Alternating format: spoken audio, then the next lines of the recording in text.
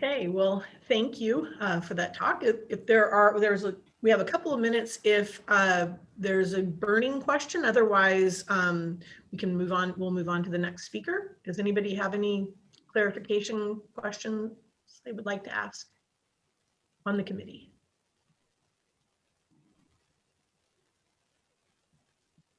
Okay, it was crystal clear. It was a great talk. Thank you, Sunny. Okay, so the next speaker is Brent Stevens. He is the professor and department chair in the Department of Civil, Architectural, and Environmental Engineering at the Illinois Institute of Technology. And today, Brent is going to tell us about outdoor to indoor transport mechanisms and particle penetration for fine particulate matter. Brent? All right, thank you. Are my slides up all right? Yes. Thanks a bunch.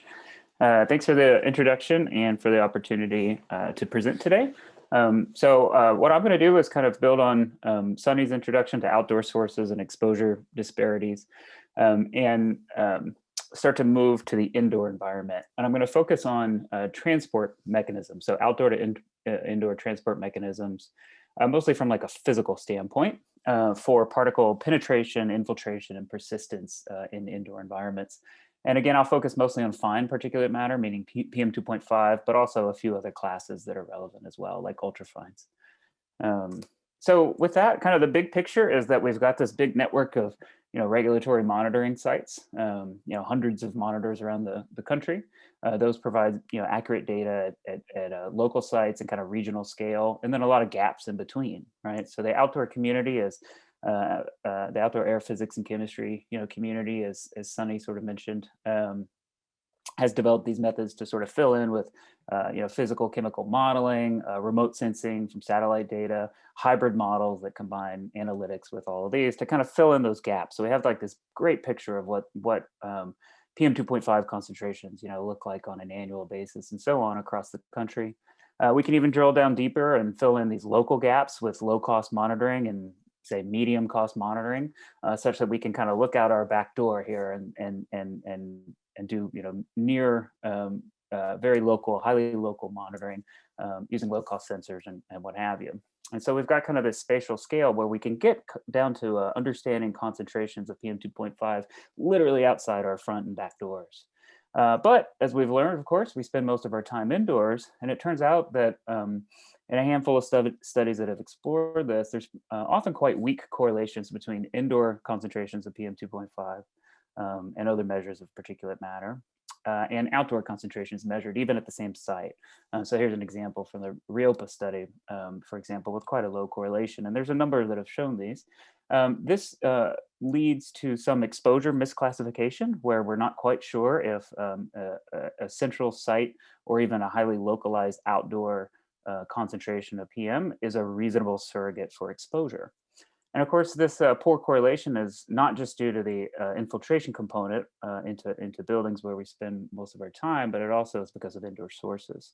And so if we look at just sort of a typical indoor environment, and a couple of these slides are from the workshop, modified from the workshop 5 years ago because the fundamentals are the same.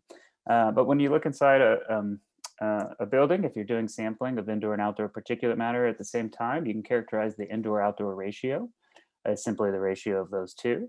And of course, the indoor concentration is going to be influenced by what's emitted, indoors and what infiltrates and persists from outdoors.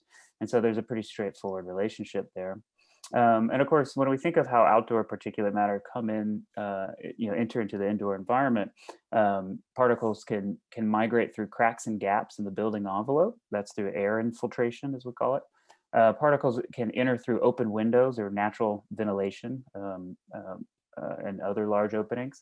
And then in some buildings that have mechanical ventilation, outdoor particles are entered through those systems. And those, of course, can be filtered. So what kind of filter you use here matters. Now, if you're able to go into a building and eliminate the presence of indoor sources, then the indoor-outdoor concentration ratio is what we call the infiltration factor, like Sunny briefly mentioned. And so the infiltration factor is a number between 0 and 1 that allows us to characterize essentially how much does a building buffer against outdoor pollution. You can do this for different pollutants, PM, which we'll focus on today. You can also think of it as sort of a version of the efficiency of the building envelope. So how much does the building sort of mitigate or remove outdoor PM as it comes indoors? And if you drill down one layer deeper, there are several important underlying mechanisms that govern an infiltration factor in any particular building. At kind of the highest level, we can describe this as a combination of what penetrates from outdoors, which is a function of something we'll call a penetration factor, as well as the air change rate between inside and outside. That's the source term. And then in the denominator here is the loss term, where you have removal by air exchange. And then we'll lump all these loss terms like removal by deposition to surfaces, removal by filters or air cleaner, even phase change, as Delphine will talk a little bit about, can all be considered a version of a loss term. And so these are kind of more mechanistic parameters that govern this high level important infiltration factor parameter. And to drill down into that, if you look at just this parameter P, the penetration factor, it's another number between 0 and 1 that can be useful for us. It's a little bit harder to measure than infiltration factor, as I'll show you. But the idea here is if you can envision outdoor air laden with particles and infiltrating into the indoor environment, as it passes through a building envelope that might have a cavity filled with insulation, for example, this can act as a filter. And so the penetration factor P, if it's 0, it tells you nothing comes inside, no particles come inside. It's a perfect filter. You'd actually kind of want that. And then if P is 1, it means the envelope offers no protection. And so there's essentially no filtration ability. So Sunny mentioned building envelopes. This is one of the ways that we can characterize this. The rest of the infiltration factor is kind of, governed by what losses are happening in the space, which we can control in other ways, as we'll learn later today by other speakers. It's also worth noting that if you've got mechanical ventilation, penetration in large commercial buildings, penetration is a function essentially what kind of filter you're using on the outdoor air intake. So let's review some of the knowledge on infiltration factors. We're going to look at methods and then results, and then we'll do that for penetration factors too. So first, the methods that have been used to measure PM infiltration factors are kind of in two main categories. The most widely used generally has been a chemical surrogate using gravimetric simultaneous indoor and outdoor PM2.5 samples, just integrated gravimetric samples like on a filter. You can analyze those for a chemical surrogate. Sulfur or sulfate aerosol has been used quite a bit with a lot of success. And here's just a few of these papers demonstrating this. The idea here is that there's not too many indoor sources of sulfur or sulfate, such that the indoor-outdoor ratio is a reasonable proxy for an infiltration factor of various classes of PM. And it works pretty well for PM2.5. Anecdotally, some areas, the outdoor sulfate concentration is decreasing over time. So this is getting a little bit more challenging to apply.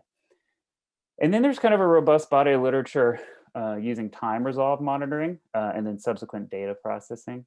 So the idea here is if you measure indoor and outdoor concentrations of particulate matter of some kind on a time resolved basis, you'll get data that looks like this, where periodic, episodic indoor peaks, shoot up over the background. So statistically, you can deal with this data. You can catch peaks and eliminate those indoor sources, and such that you can compare just the indoor-outdoor ratio when there's no emissions indoors, right? So a number of studies have approached this. You could also, if you're lucky or if you have time, you can go measure indoor and outdoor concentrations of particles in an unoccupied environment or when you know that you have absolutely no sources. And we've done this here in a paper in a test house. You get this pretty traditional upside down U shape for an infiltration factor, where essentially very small particles don't penetrate and persist very well, and neither do very large particles. But it's really what's kind of in between that persists and penetrates, and that penetrates and persists well. And so now a review paper from 10 years ago now did a survey of relatively large surveys of PM2.5 infiltration factor measurements. Large meaning a bar here is shown if it had over 20 homes in the sample. So that's actually not that large, but it is large for the indoor world. And so from these 20 studies or so, we're looking at something like 1,000 homes in the US and maybe a couple hundred homes in Europe. There's been more published since then, but this hasn't changed the magnitudes a whole lot. You can see that each one of these is the mean from one of these larger studies. So the mean infiltration factor for PM 2.5, like Sunny mentioned in the Nazaroff and Goldstein review, is range of maybe zero 0.3 to zero 0.8 or so. 0.3 meaning that buildings buffer pretty well against outdoor pollution. Only 30% of outdoor PM 2.5 infiltrates and persists. 80% means 80% does. The median across all these studies, if you need a number, is about 0.5, about 50%. A little bit smaller for PM10 and a little bit smaller for ultrafine particles too. Now, what's really interesting is if you look at the between home variability in any one of just these studies. For example, let's look here on the right, infiltration factors for PM 2.5 in about 40 homes in Edmonton, Alberta. This is using optical data that's been censored, statistically censored, and just capturing the parts when there's no indoor sources. And you can see that infiltration factors range from less than 0.1 to about 1 across all these homes, with a median of about 0.3 in these homes. So the median is useful, the range and the variability is quite interesting as well. Somewhat similar distributions from sulfur-based methods applied in 7 US cities and a bunch of homes in each location, ranging from about 0.3 to about 0.9 or so. So these between home variations for the infiltration factor, PM 2.5, easily span about an order of magnitude with some central tendencies that we can gather from these. We also know a lot about the key drivers of variability in infiltration factors, right? We know that pollutant characteristics matter. So the sizes, the classes, even the components of particulate matter can influence infiltration factors within homes. The source of ventilation air matters, whether you've got infiltration through envelope leaks, mechanical ventilation, or natural ventilation, meaning open windows. We know that human behaviors matter, whether you're opening windows, whether you're operating portable air cleaners. The magnitude of the air change rate matters. So that's driven by both meteorological driving forces as well as building envelope characteristics like air tightness. And then, of course, the HVAC system can matter, whether you've got a good filter and whether the system's running or not. So each one of these contributes to variability in infiltration factors. Now I want to drill one layer deeper and talk about penetration factors and kind of the state of measurements there. And then I'll spend some time talking about kind of ongoing and future directions. So there's a handful of methods to indirectly measure penetration factors through the building envelope. This is just one other sort of mechanism that contributes to infiltration factors, right? These are usually estimated with integrated gravimetric PM 2.5 samples using a regression analysis across homes. There's some accuracy challenges here because you don't have dynamic data, but sure enough, there's been estimates made in the literature. Here, a mean in the RIOPA study of 0.9 or so, and then in a study in homes in North Carolina, a mean of around 0.7 or so, but a range in penetration factors, again, of about an order of magnitude according to these approximations. And then there's a robust body of literature, not large, but growing, on methods that have directly tried to measure penetration factors. And I show this little marionette hand here because I envision this as essentially you're trying to manipulate a building, usually measuring during unoccupied periods so you can eliminate indoor sources. But you're trying to manipulate a building so you can solve for at least two parameters with essentially one governing equation. So they all, I'll demonstrate, for example, Thatcher et al. From 2003 had this really clever method where essentially they elevated particle concentrations. They let that decay back to some background so you get a normal loss rate. And then after a little while of decay period, they would operate a portable HEPA cleaner to scrub the air completely. This is in an unoccupied space other than researchers running in and out. So that brings particles way lower than background. And then they turn it off and they let concentrations rebound. And this dynamic kind of response allows you to solve for penetration factors and deposition loss rates at the same time with one equation, as long as you've measured the air change rate at the same time. So these methods require a lot: unoccupied houses, and then hours to even, in this example, days of measurements. So they're a little clunky. But what we've learned from those studies is essentially this is like the sum total of knowledge of penetration factors on a size resolved basis as of about 2011. There's been more data since then, but not a tremendous amount. And you kind of see this other upside down, if you squint, this other upside down curve that actually matches theory pretty well, such that large particles don't penetrate and persist very well in buildings, and neither do small particles. But the studies are small in number, the sample sizes are small, and then each study is sort of limited in terms of the range of particle sizes that they're able to measure. Moreover, at this point, there's pretty limited direct measurements of PM 2.5 penetration factors. This is mostly on a size resolved basis. So you have to match that with outdoor size distributions. So this is an area where we've been actively working on. We do a lot of experiments in what we call Studio E, the suite for testing urban dwellings in the indoor and outdoor environment, an apartment unit on campus here in Chicago at IIT. And we utilize alternating indoor-outdoor sampling such that we can elevate with outdoor sources by opening doors and windows, measuring a decay for a little while, an hour or so we can get a clean decay, and then switch to alternating indoor-outdoor sampling.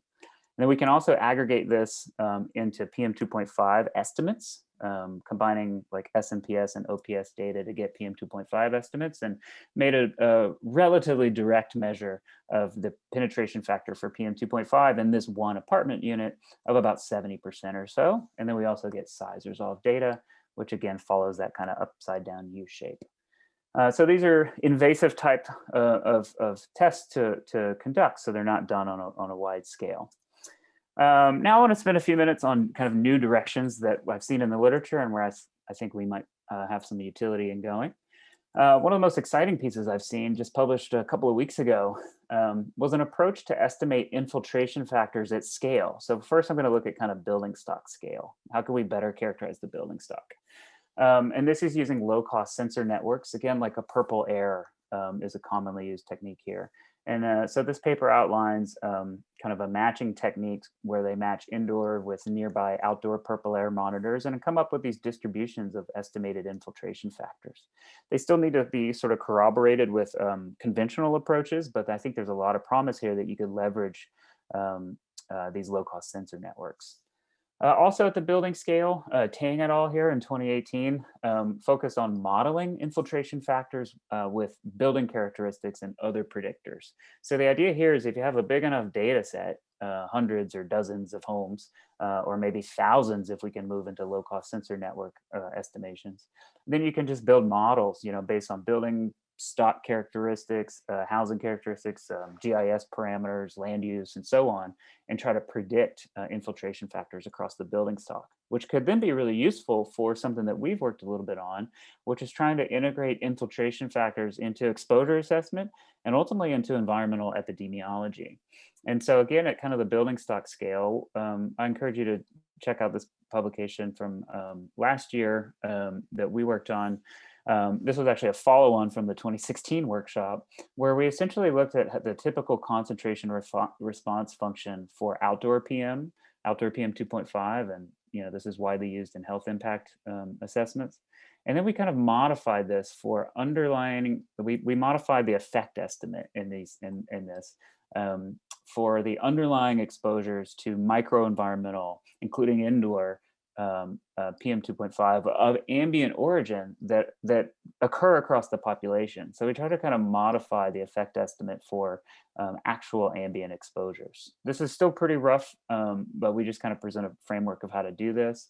We also try to attribute indoor and outdoor sources across the various microenvironments where we spend our time. And so we show in this work that the single largest source on average of PM 2.5 exposure in the population by a small margin is outdoor PM 2.5 inside homes. Indoor origin inside homes is the next biggest. And so these are two big pieces of the pie. Now, a couple of other studies of late have taken this. I want to focus kind of on a smaller scale, so the scale of like single buildings. There's Brett Singer and colleagues at Lawrence Berkeley Lab published some interesting work exploring the impacts of mechanical ventilation and filtration on infiltration factors in a single unoccupied residence. So this is, again, invasive monitoring, so only one home, but that's pretty common here. But they show some interesting things that are pretty intuitive that we could harness across the building stock. For one, they show an infiltration factor in different seasons for their reference, which is basically relying on infiltration and a poor filter. You improve filtration and infiltration factors go down. Now you turn around and supply mechanical ventilation air supply, through a mechanical means, And then all of a sudden you actually increase the infiltration factor. So bringing in more outdoor air actually brought in more outdoor particles, even with what should have been an okay filter. Improving that supply filter then gets about the lowest infiltration factor you can. So this is not rocket science, but it's really nice to have some quantitative information on how we can adjust the building stock and what certain retrofits may or may not do to the proportion of outdoor particles that penetrate and persist indoors. And now the last piece of literature I want to show before ending on just kind of a summary of research needs is we are seeing some new directions in assessing infiltration factors and penetration factors perhaps for PM 2.5 using especially health relevant metrics. So one that's been used here a lot is oxidative potential. There's been actually one study last year from a NIST test house. And then we've got a paper under review with Vishal Verma at UIUC, where we've both taken approaches to measuring the oxidative potential of particulate matter.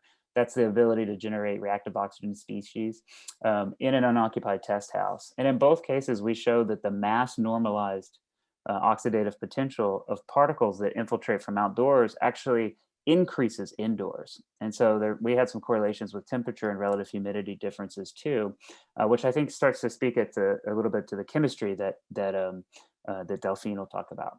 And so my last slide here is ongoing research needs that I see is we still have this ripe opportunity to try to integrate indoor exposure attributions to ambient epidemiology investigations to address exposure misclassification and improve the accuracy of health estimates. We still know very little about the differential toxicity of PM from both indoor and outdoor origin. There's very little literature here. At scale, it's quite possible to make direct measurements of infiltration factors to inform these efforts. But so far, it's pretty expensive. We're typically limited to samples of convenience and relatively small samples, but there is a high potential to leverage advances in low-cost sensors here. And then direct measurements of penetration factors to the building envelope still remain quite limited. To the extent that this is useful, and I argue with myself whether that's true or not, we could increase sample sizes, incorporate chemical composition in addition to size resolution, and work on standardizing approaches and exploring influencing factors across the stock. So I'll leave it there. My references are all here for the committee to utilize. So thank you.